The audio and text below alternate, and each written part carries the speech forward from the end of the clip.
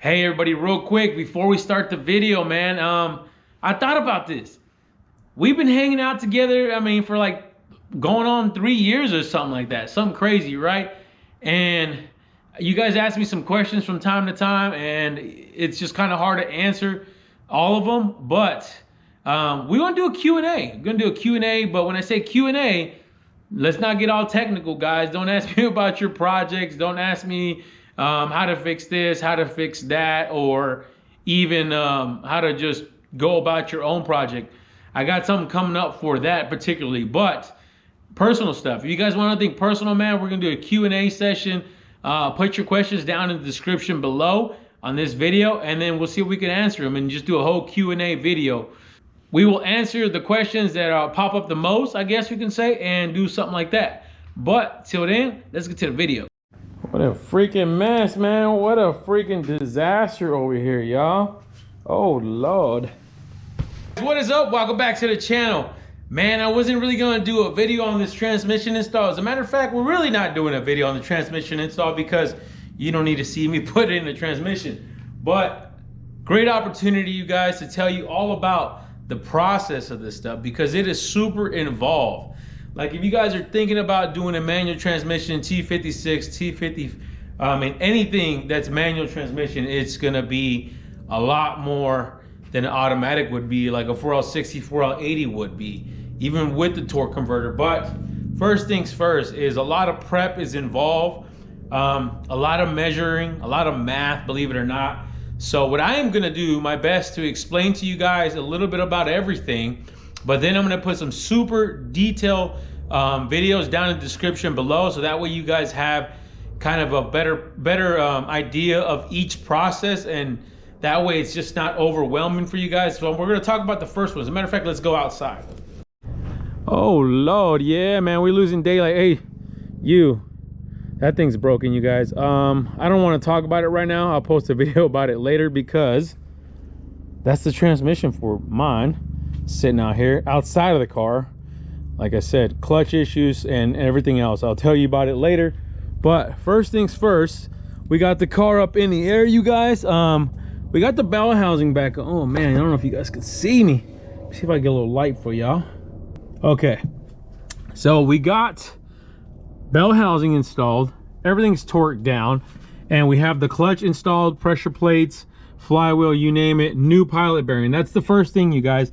You guys doing a manual transmission, that little guy all the way down in there, make sure that pilot bearing is brand spanking new.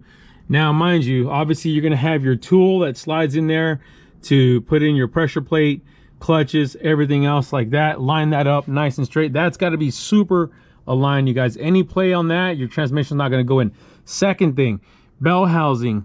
You're gonna have to index it. Index it meaning get it as centered as possible, so when the transmission goes in, that input shaft is straight as possible. So index means shifting this bell housing, whether it's a little bit too far up, too far down, too far left, too far right. So you have to index it, and that requires a plate that goes here and a indicator dial, and then you basically move it all the way around like so around the bell housing, and that kind of gives you an idea if it's too far in one direction. And then you're going to end up with some new dial pins, so you're going to end up probably having to swap the dial pins out for to indicate that thing, whether you got to push it up, push it down, depending on which direction it's actually you need to move it in. So remember, indexing the bell housing to make sure it's properly aligned. So we'll put a video down. I will put a video down in the description below on like properly how to do that. It's a great video out there. And then next thing is your transmission basically sits right here, and what you're gonna have to do is you're gonna have to provide a measurement from the bell housing, from the edge of the bell housing to the tip of the fingers for your throwout bearing. So your throwout bearing in a traditional old car, you have a clutch, and then you have basically a fork that comes out, and then the fork actually hooks up to the pedal, right? And that's what pushes this pressure plate and releases the clutch. So in a hydraulic system, you're gonna have a bearing that kind of looks something like this. This is my setup. So you're gonna have a bearing that looks like that.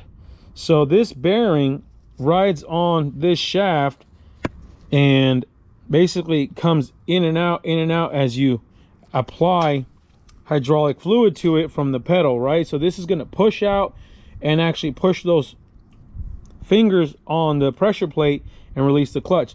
Now mind you, the bearings are going to be different too. So if you have this style here, you see I got shims. You actually have shims in here, and you have to shim this outward or inward depending on how much you need a tolerance before this hits the actual fingers. So that's another big one you have to do. So you have to do a lot of measuring for that. Like, I will also put more videos on that down in the description below. I will try to find one on the 2 different type of bearings that we are messing with. So like I said, this one has this style where you have to shim it, and then you have to get a good measurement from the edge of the transmission to the bearing. Now on the other transmission, we're going in the cutlass. Now we're back in the garage, you guys. This is the tranny we're putting in the cutlass. Obviously this is a little bit different. It's the same transmission, but a little bit of a different setup with the bearing. This bearing here is from Tilton, and I kind of like this bearing a lot better because this bearing doesn't have shims. It actually rides on this adapter that bolts up to here. It's a separate adapter with thread. So the inside of the bearing is threaded, and you basically spin it on and off. And the more you spin one way versus the other, clockwise, counterclockwise, it'll screw in and out basically. And that's gonna give you the depth you need versus the shims. And I like this style better because this style here actually acts like kind of like your brakes does. And as the clutch wears, those teeth will start to come out further and further and further. I should say those fingers on the clutch, and it adjusts with it. So there's always going to be a slight pressure with this style. But I like this style a lot. But like I said, you do have to get some measurements. So you're going to, like I said, once again, you got to measure from the edge of this transmission to the bearing. And then you're going to have to also measure from the edge of the bow housing, the front of it, the face of it, to the teeth, or I keep saying teeth, you guys, the basically the fingers of your clutch pressure plate. And to get the proper gap, you got to have a good air gap, and it's a certain tolerance. Every bearing is different, every manufacturer is different. So depending on which one you have, like I said, it will give you certain tolerances. So you got to have that. A lot of math involved, but it's not hard. Another thing is proper routing of your guys's feed line, and then you're also basically your bleed line. So you make sure you guys route those properly through the vents. You don't want to stick this in here and then lock it in, and then you can't get to it. So keep that in mind, you guys, because there's, like I said, there's a lot to do with this manual transmission setup, and it's super involved. So if you guys are thinking about getting a manual transmission, just remember, you got to go through some aches and pains. But I'm gonna tell you right now, that T56, baby, oh man, it's well worth it. It's definitely well worth it. So once you got the transmission side done and you got everything indexed, everything properly air gapped and all that good stuff, and you actually have the tranny in the car, you're gonna have to worry about something like this. That is your cylinder, fellas. That is the actual guy that is gonna push fluid to your clutch. So you're gonna have to set up a clutch pedal assembly, whatever you guys are doing, a factory or aftermarket.